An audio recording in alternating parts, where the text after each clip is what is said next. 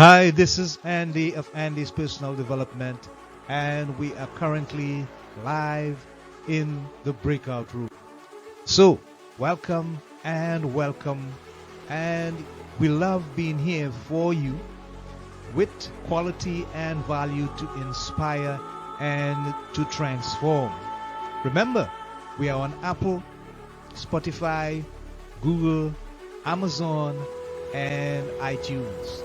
Today, as usual, we have a special guest to share with you for your development and growth and to live your better informed life. So, grab a cup, pull up a seat, and stay tuned for the introduction. Right here, now, live in the breakout room. Hi, people. This is Andy of Andy's Personal Development. And our next guest live in the breakout room is Tina Fumo. That's the lady of the moment. She is best known as author of Fancy Prison and a public speaker. That's the publication. She promotes herself on a regular basis, and her cause, Fancy Prison, is her leading publication. So, let's welcome our guest right here, live in the breakout room on Andy's Personal Development, Tina Fumo. Hi, Tina. How are you? I'm good. I'm going to just turn down the sound a little bit here. It's a different volume than your ad, so. That's all right. Welcome. Yes, Yeah, glad. we are so good and we are so thankful, so warmly encouraged that you have decided to come on to our show. We thank you for taking the time off to do so. And Yes, to all our listeners and audience who'd be hearing this live and recorded, we know that we are in for a really wonderful and encouraging and uplifting time sharing this moment or these moments with Tina. So, Tina, first of all, tell us something. Can you recall anything with regards to your childhood days, any wonderful, enthralling memories that you can recover of times when you were growing up?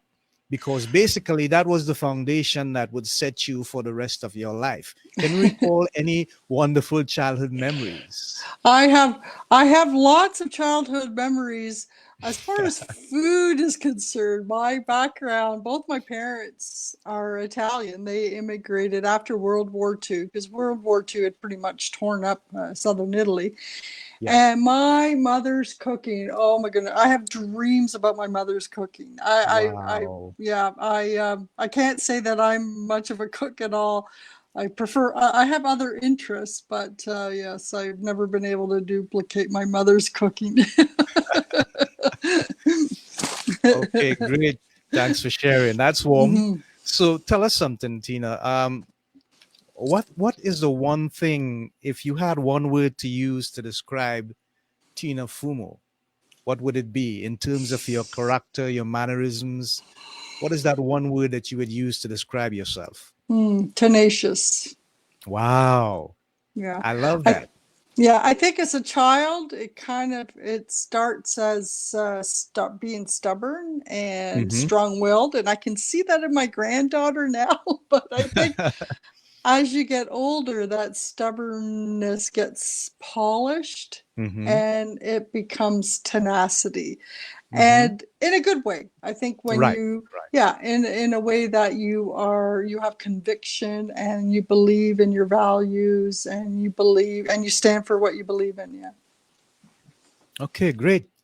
So tell us a little bit about Fancy Prison and Hmm. the inspiration behind that publication. I know it's deeply personal to you and it's going to warm up and light up some hearts. What was the inspiration behind Fancy Prison? Well, it's wow. I'm gonna try to sum this up Yeah. in a few minutes. So I'll just show Yeah. you the book here. Yeah. So Hmm. Fancy Prison, Yeah. and the what inspired it was I guess personally I've always wanted to write a book. I probably didn't know what the book was going to be about Hmm. until 2017, 5 years ago. It was the best and the worst year of my life. It was the best Mm-hmm. year because I became a grandmother, but then the worst year because becoming a grandmother was not at all what I thought it was going to be. Mm-hmm.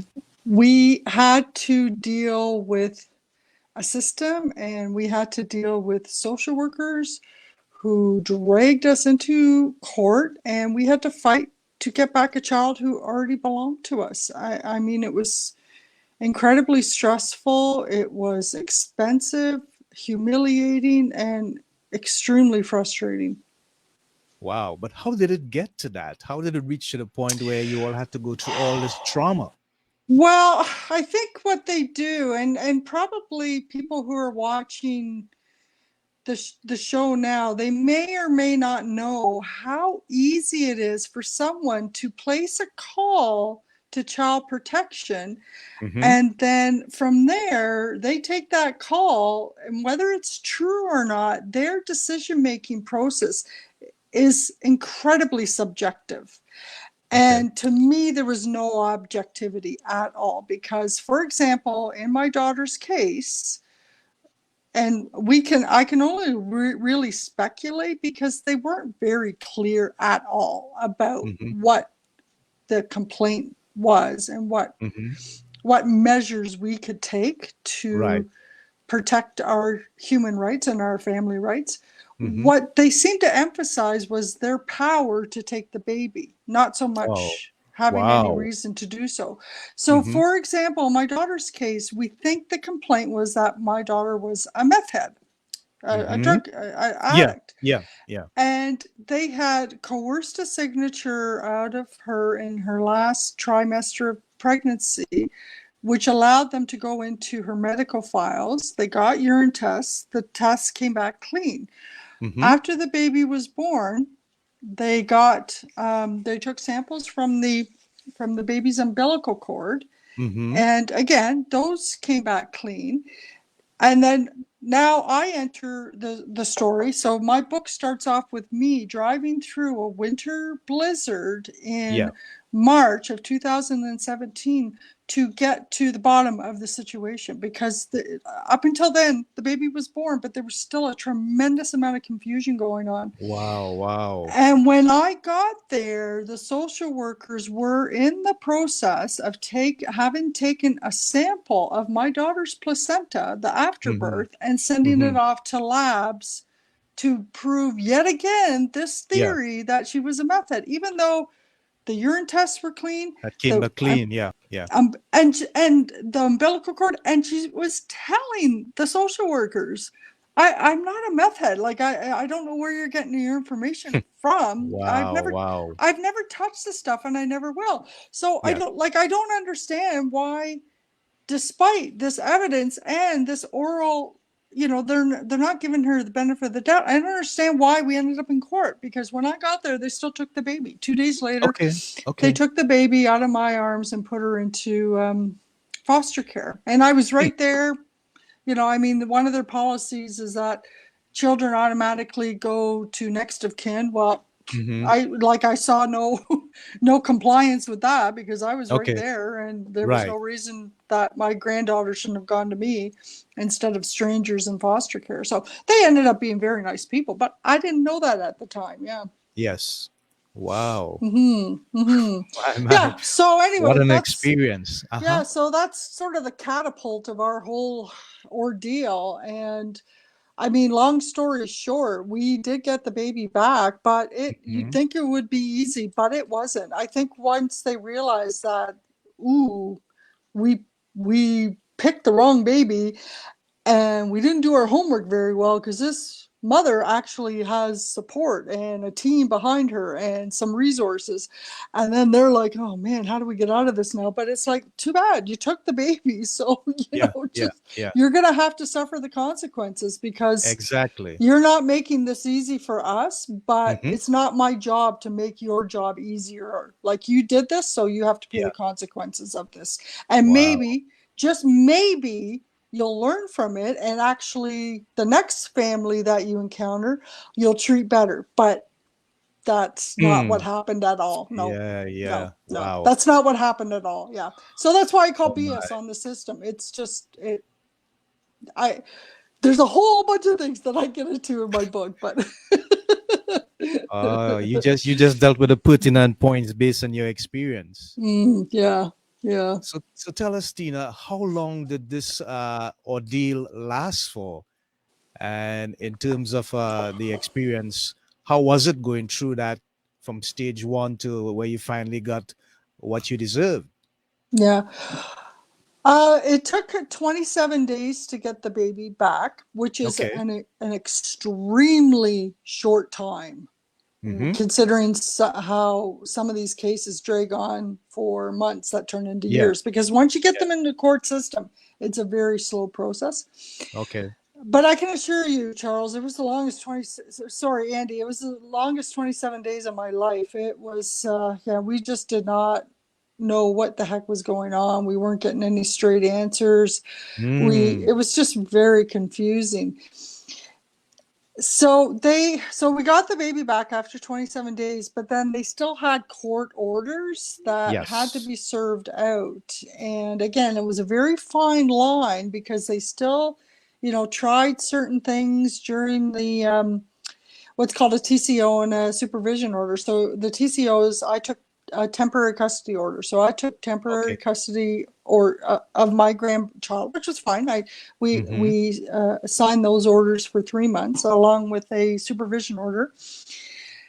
So after those orders had expired, they Yeah. expired in the summer of 2017. Mm-hmm. The social workers wanted to then add on some more time, just keep perpetuating it. Yeah. And Yeah. in my book, I go into, more detail of the Right. timeline and the Right. feelings of frustration. But to answer your question, it took 7 months. So we went back to court when the baby was 7 months old, and we Mm-hmm. finally got a judge who could apply some common sense. And then that was the end of our case. Um, Wow. but yeah, what happened from the time when she was taken at 2 weeks old until the time when she was almost 7 months old? Yes, it was the worst. Well, how does the old expression go? It was the worst 10 years of my life because Ah, it was very my, fluid. my. It was very fluid. There was a lot coming at us, and yeah, we definitely grew stronger as a Mm-hmm. family.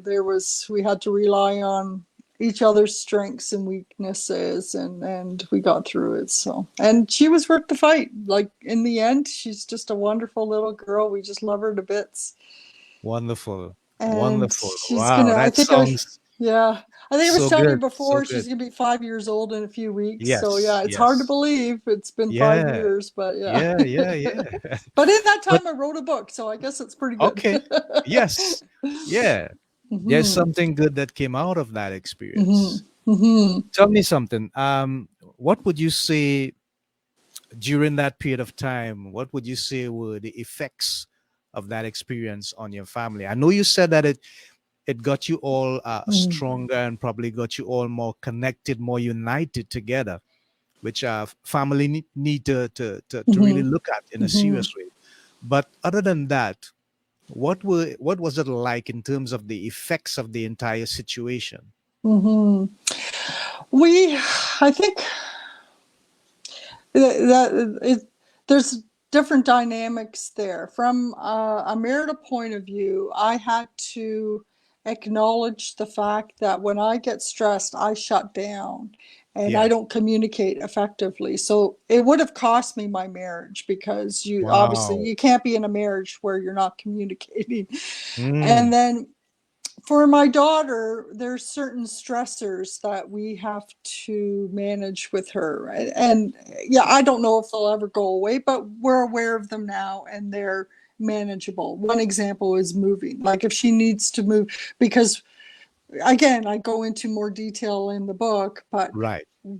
after our ordeal, we had to stay very fluid, and we had moved from, I don't know, we changed hotel rooms, I don't know, maybe about 3 times in the first month. And then she and I had to move into a place together. And anyway, we moved a lot that year. So I think finally she got into a 1 bedroom place alone with her baby finally. Mm-hmm. And then Mm-hmm. after that, when the baby grew, she needed a bigger place. And the day we moved into that bigger place, oh my goodness, she was through the roof. It was a stressor. So we have to manage it. Like it's just, Right, I don't right. know if that will ever go away. I think moving is stressful for just about anybody, but with her, it's like, okay, we need to be ready for this because yeah, it's definitely Yeah.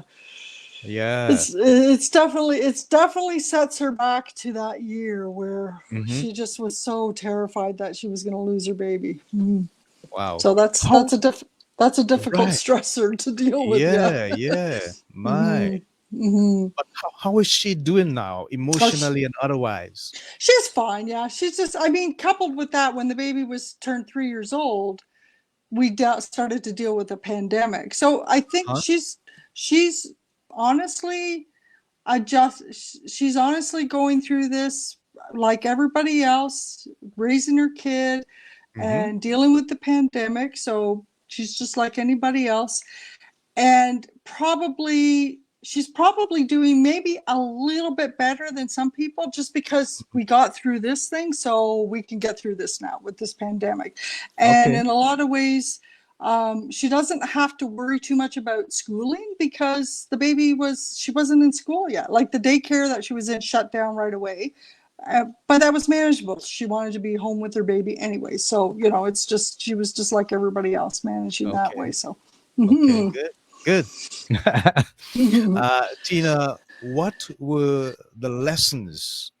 And I'm sure that there are many, and if people look into the book and look at the details, would realize how resourceful it is. But if you had to share with anyone about the lessons that you and your family would have learned from the experience, what would you say to them? What would you say to people? That it's okay to question things. Mm-hmm. We were talking a little bit before the show, and I think maybe all the world now is starting to see these very tenacious truckers Mm-hmm. truck Yes. across Canada and park Right. their butts on Mm-hmm. the doorstep of Ottawa.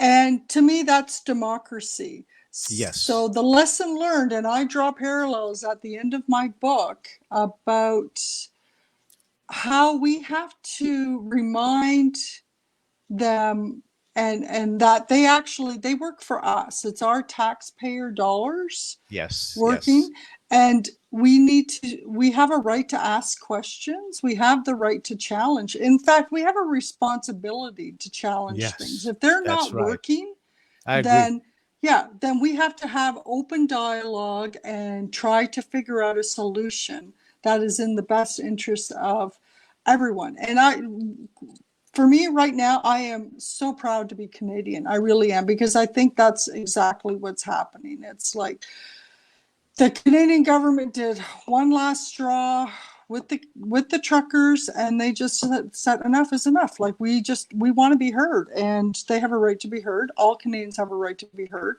We have been struggling with this pandemic now for almost 2 years, and without getting a straight answer as to, Hmm. okay, what's the goal here, what's the plan. I mean, people are losing their jobs, losing their livelihoods.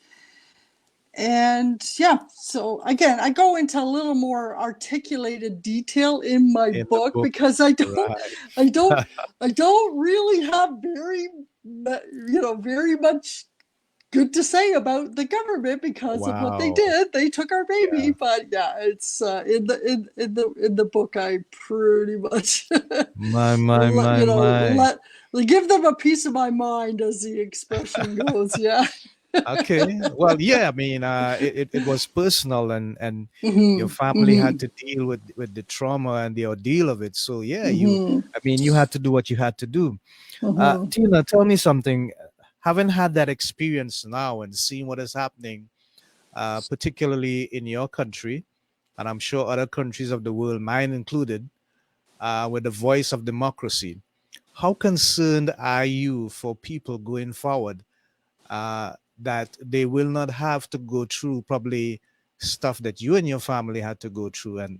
And if so, how concerned are you about the system that is currently being operated in your country at this time? Oh, that's a very good question.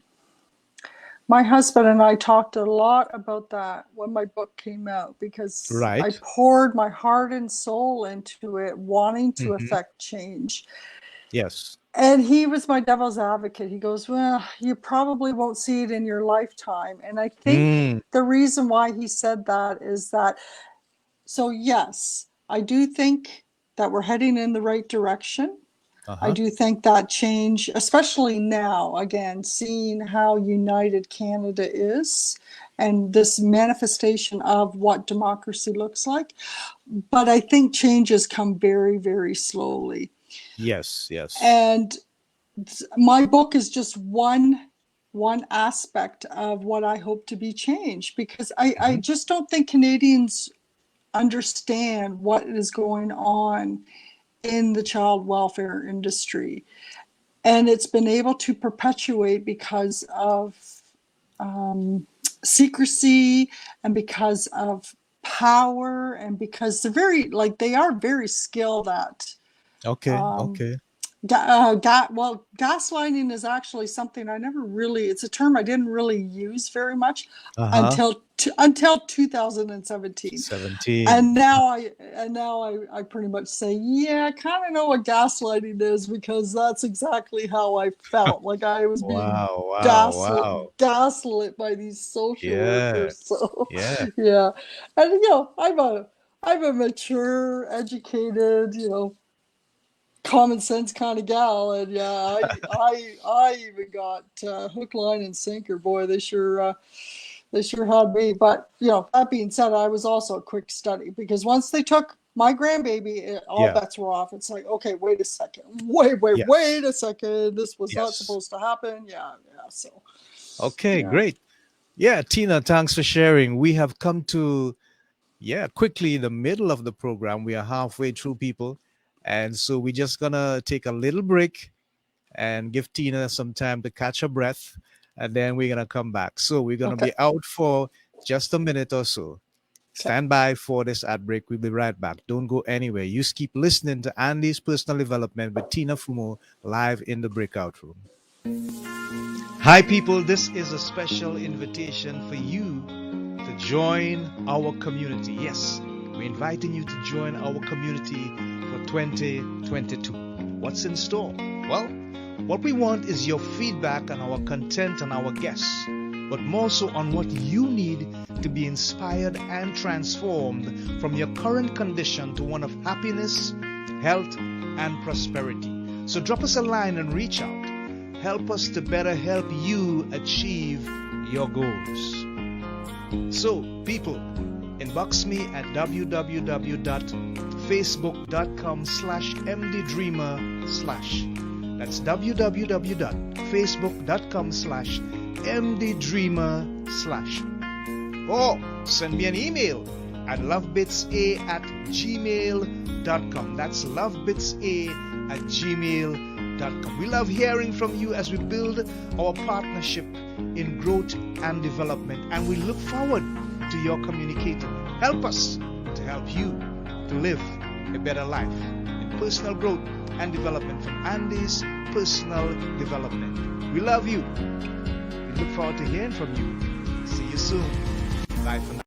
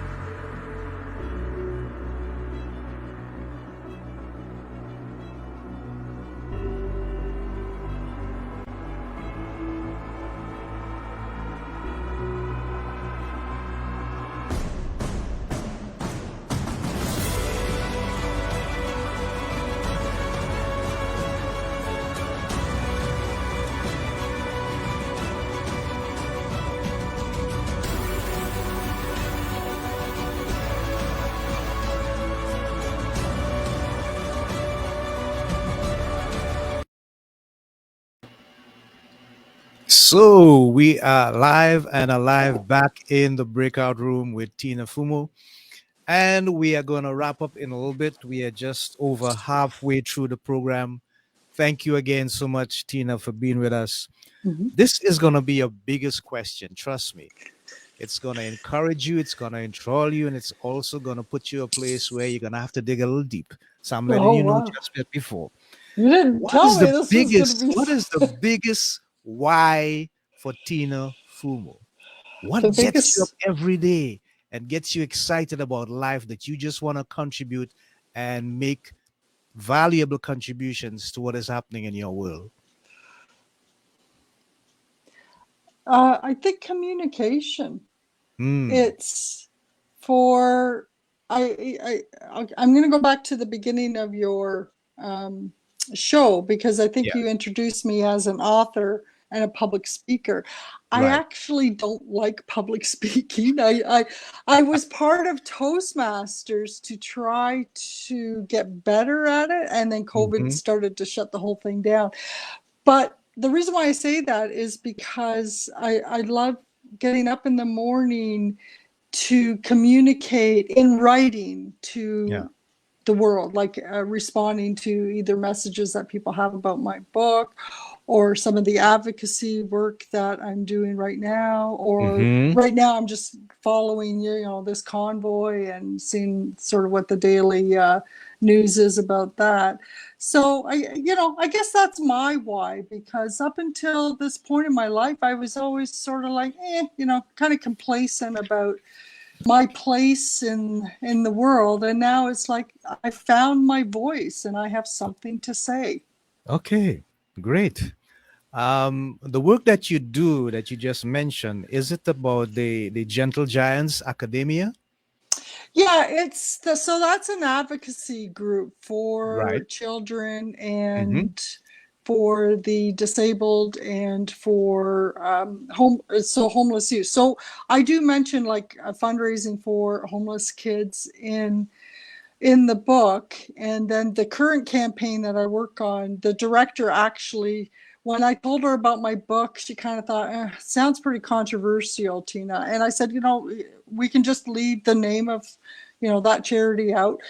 Mm-hmm. And it's interesting why though, because sometimes they rely on government funding. So she didn't want to be associated with a book that maybe is just basically like doing this to the government, Yeah, right? So yeah. so I hear you. and that's fine. I understand that. I have to respect that. Right, right. Um, but like so yeah, I guess just doing advocacy work, and it comes in a different ways and in different forms.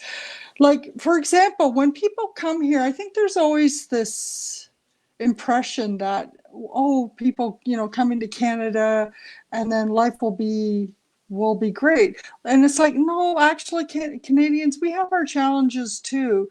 Mm-hmm. Um, I was a few months ago, I was talking to someone who had immigrated to Canada, and she found out that I had lived in Banff for many years. So on the cover of my book is the beautiful.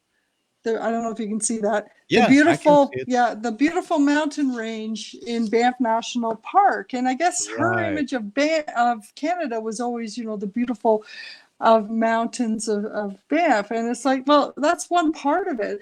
But she said to me she was really shocked at the level of homelessness in Canada. Right. And yeah, and I'm like, well, Canadians, we have our problems too. And I Yeah. think homelessness takes on a different perspective here because perhaps in, Trinidad, if somebody is homeless, they make sure that they're covered from the rain or whatever. Whereas here in Canada, homelessness in the wintertime, it's deadly. I mean, Yes, you can yes. freeze to Yeah, death. yeah, Okay. So, yeah, yeah. it takes on a whole different meaning. But she admitted she was quite shocked with it, and I'm like, yeah, I guess I think I can understand why you would be, because it is quite shocking, even Yeah. for us Canadians. That so yeah, it's just nowhere's perfect, but I think that's why we get up every day, is just try to make this world a better place. And there's a, I mean, there's a a quote that I keep over my desk, and I read it almost every day. But I'll just read it quickly here, if you don't mind. Sure. But Sure. it Yes. says, it's from Robert F. Kennedy, and it Mm-hmm. says, "Few will have the greatness to bend history itself, but each of us can work to change a small portion of events. It is Yes. from numberless, diverse acts of courage that human history is shaped." So Yes. I like to think that my book is that little act of courage, trying to expose the system and advocating for children who really, they don't have a voice, and nobody seems to be listening to them. Yeah, Mm. we're nobody in the government anyway. Yeah. Well, thank you, Tina, for your commitment, your courage, Mm-hmm. and for your voice. I think a whole lot of people need to know that there's somebody out there who's willing to stand up and say something on their behalf, because Mm-hmm. we need our voices to be heard. That is what democracy is all about, anyways. Mm-hmm. Mm-hmm. So Mm-hmm. yeah, I support that totally. Are there any other publications that we should know about? Fancy Prison is my first book, but it's Okay. interesting. It's interesting you should ask me that, because I grew up, with a girl, and one thing led to another. But she moved to the Cayman Islands, and she Mm-hmm. has basically lived there for, I don't know, 20, 25 years. And so they spend their winters in the Cayman, and they have their home in Canada, because I guess there's a rule in the Caymans, maybe on Yeah. other islands there, that foreigners actually can't own land, so they have Okay. Okay. their home that they own here in Canada. But Mm-hmm. she introduced me to her publisher, because she's written a couple of books, and I Right. just last week I submitted a children's book. It's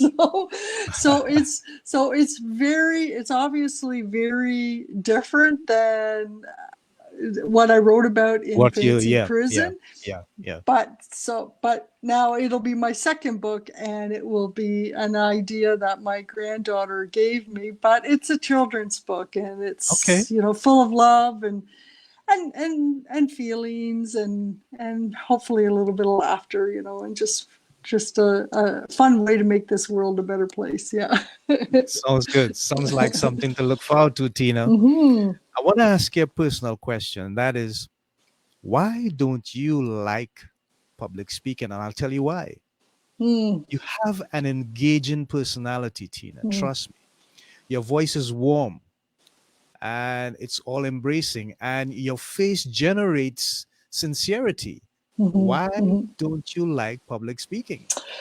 Well, I guess that was a past emotion. And like I said, I Uh-huh. was taking Toastmasters to try to get better at it. And I Okay. probably did get better at it. So maybe you're Right. seeing the result of having taken That's some right. Toastmasters. Yeah. So and obviously, when my book came out and podcasters were quite interested, I'm like, Yeah. well, I better get over this, because Right. this is a form of public speaking with you here right Yeah. now. That's right. That's right. So yeah, I think it's not that I don't like it. I think right now it's necessary, but I just prefer writing, because when I write, I can think about what I'm about to say. I can choose Mm-hmm. my words a little bit carefully. In Mm-hmm. Toastmasters, one of the things you do is you count your ums and your ahs. So when I rewatch this later, when you share it, when you post it and share it with me, I will count how many times I said and yeah, that's Wow. probably why I don't like public speaking. It's because Okay. you can't do it over. Like you Uh, can't you can't Once keep it's done, editing it's it. done. You can't take it back. Whereas a book, you can edit it. Yeah. All right. Fair enough. Hmm. I'm gonna take that. I'm gonna take that. We just have a few minutes remaining, but I want to go down history, uh, the line of history a little bit with you, if you don't mind. I'm seeing that you were a theater manager, like between 2007 to 2014. Is that Okay. correct? It's I couldn't quite understand your Theater accent. manager. Movie theater, yeah. Yeah. In Landmark Banff. Cinemas in Yeah, Canada. Yeah. in Banff. Oh my goodness, they're gonna Banff, have to Alberta. yeah, they're gonna have to pay me royalties on that one. Yeah, Landmark Cinemas. They used to actually own the theater in Banff, and then they went through a whole change, which is why I left in 2014. But Right. yeah, that was my last job before I left Banff, was the movie theater manager, and yeah, Okay. it was fun. I got to I mean I like movies, so I definitely got to watch lots of movies. But Sounds good. Sounds good. And you were the owner and operator of weddings in the Rockies. Tell me a little bit about that. oh, that's wow, we're going back quite a ways here. There's Yeah. yeah, that was something I started when my daughter was about 5 years old, and it was something I started to do from my home. So Uh-huh. we're going back 25 years ago. But it's interesting now because if you went and looked in the phone book or in sort of the ads in Banff under wedding Uh-huh. planning, there was Yeah. nobody at that time. Like I was one of the first Oh. people to start a wedding coordinating service. But it's exactly how it sounds. I would have people coming in from all over the world, and they would choose Banff as a destination wedding. But what happened was that they would kind of plan their wedding and their honeymoon at the same time. Hmm. The typical demographic of the couples were that one or both of them had been married before, and they Yeah. didn't want to pay for a big, the big reception with the meal. They just wanted to treat themselves and make it very, very small. I actually ended up witnessing so many weddings because they would Hmm. kind of elope. They would elope, have their wedding. Myself and the photographer would witness with the justice of the peace there, and then Yeah. they would just treat themselves for the rest of their vacation and in the beautiful Canadian Rockies. It was it Wow. like it was it, and they, I didn't charge that much because it wasn't. After a while, like it was a joy to share, Okay. this really special day with two amazing people, and yeah, it was. It was good while it lasted. September 11th, again, another worldwide event. It just killed my business like in one day. Mm. Just Yeah. this Yeah. act that happened in New York affected Hmm. my business in Banff because of the Okay. travel industry. And I'm Yeah. sure that Yeah. any of the islands would have felt that too. I mean, that Yeah. September 11th had Yeah. an effect Definitely. on Yeah. tourism. Yeah. Yeah. Yes, it did. It did. Hmm. Wow. Yeah. Tina, you attended University of Calgary. Yeah. For a little while. I think my more prominent schooling was Ryerson in Toronto. Okay. That's Ryerson. where, Yes, yeah, that's that's where correct. I went. Yeah, that's where I went right after high school. And I think actually my first year. So at that time, Ontario, I grew up in Ontario. In grade 13, you could apply credits Hmm. towards your first year of university. So I think Yeah. between my grade 13 credits and the scholarships that I received because I was an honor roll student, I pretty much Hmm. paid for that first year of university. Yeah. So, and then after that, I had to like work and whatever. But yeah, but yeah, it was Right. great. It was a great Okay. school. Absolutely Okay. fantastic school. Yeah. Yeah. Did you at any time envisage or had a vision of you becoming an author? Or Oh, yeah. No, no, no, no, no, no, no, no. no. You don't think about stuff like that when you're in your 20s. I think you're just you're trying to find a boyfriend or find your soulmate or Okay. whatever. And, Hmm. and then the baby comes along and I was like, okay. But Wow, I wow, I mean, wow. that being said, I guess I always wanted to write a book, but I don't think Yes. my book I could have never in a million years have envisioned what my book would be about. I just thought maybe my book would be about my crazy Italian roots, and all Hmm. the like how loud and how how interesting it was. But yeah, that's not what my book is about. Yeah. Right.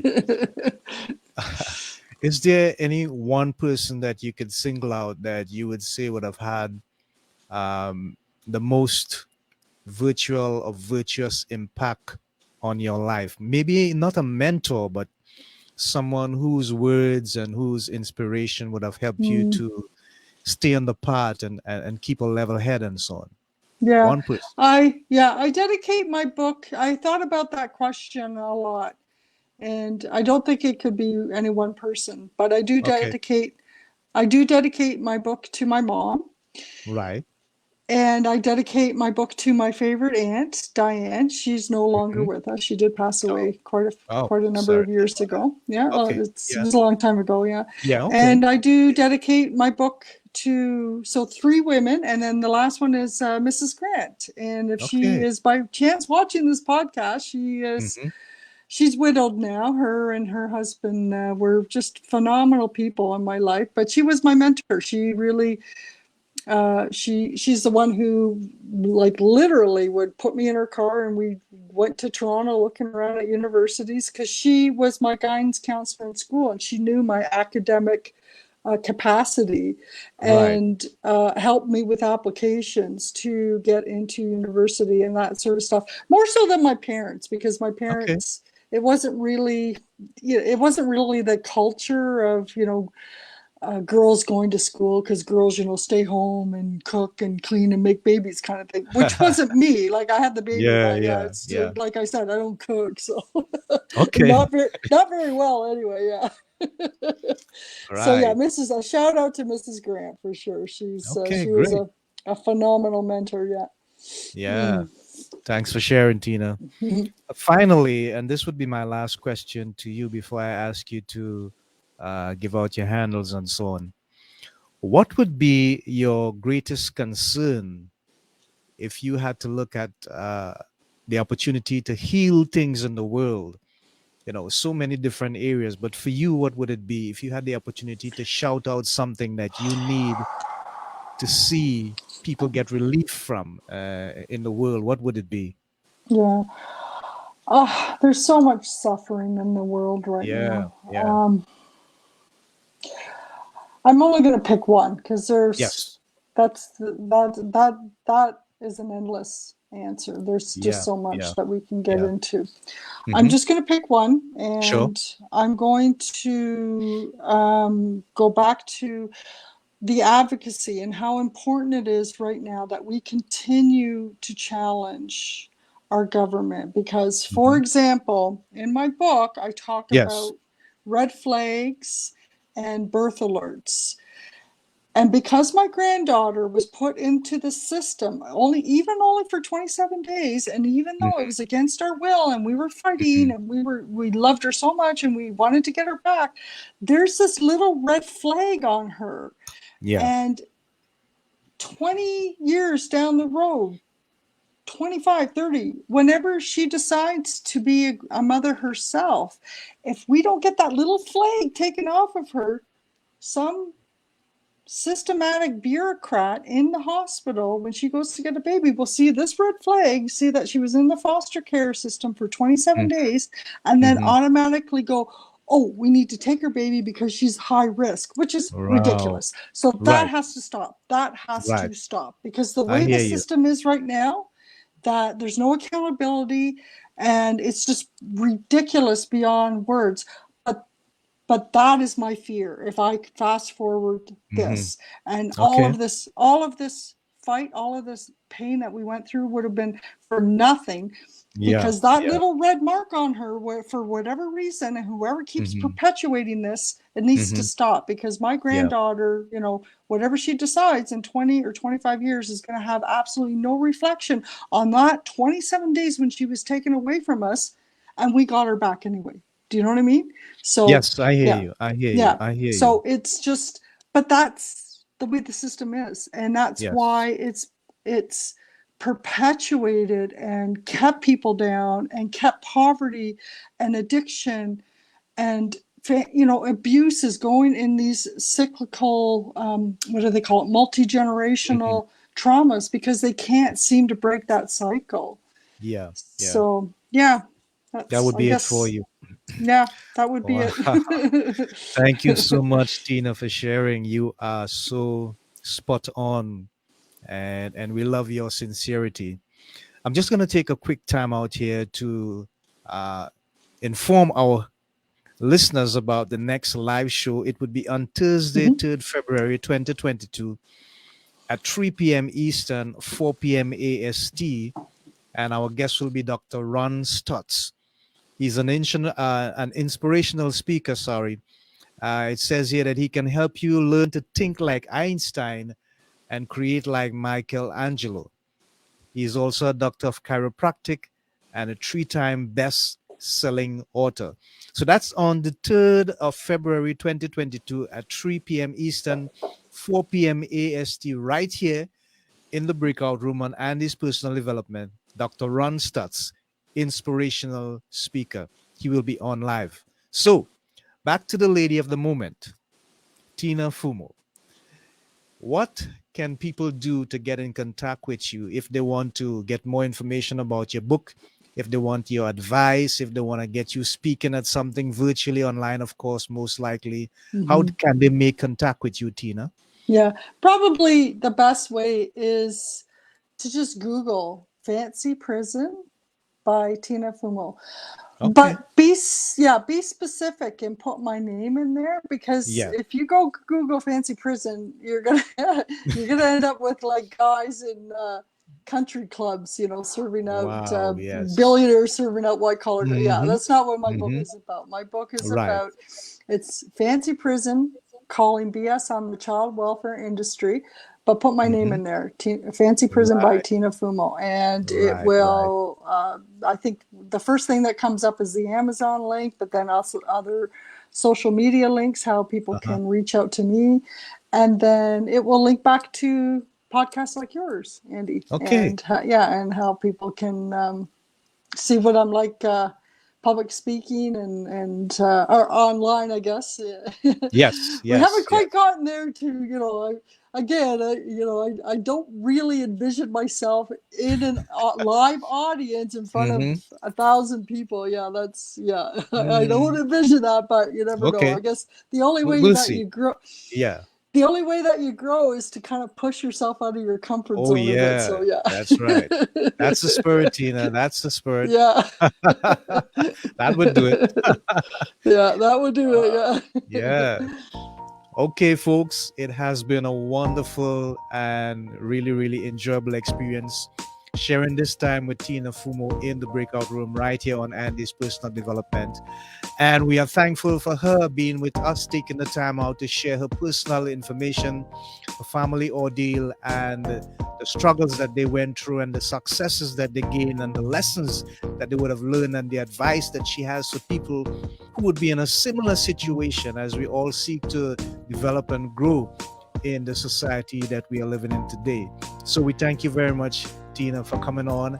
And we thank you all for listening and for participating. We pray that you would continue to be in good health, that you'd continue to protect yourself, and let there be Godspeed for everyone. We are all equal on this planet.